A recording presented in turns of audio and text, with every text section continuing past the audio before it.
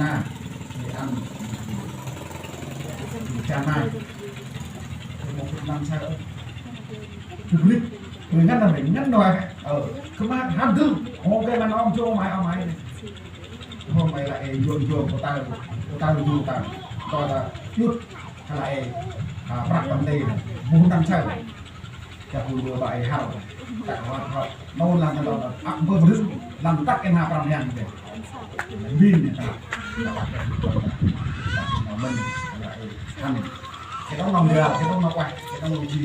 thì là bạn mình còn phải ăn thì nó một cuốn sang cái lúc các bạn đây là các bạn làm được còn là mà nó chỉ mình nào mà cái lọc đi mong muốn nhìn hè đây là các bạn làm được còn đang nằm cái tầng lo cái mình là ăn hè nôm cái rừng này nôm vàng nó ra mà nôm mọc vàng cái này tầng ngò tàu vàng nó bỏ lúc thì năm nay cái mình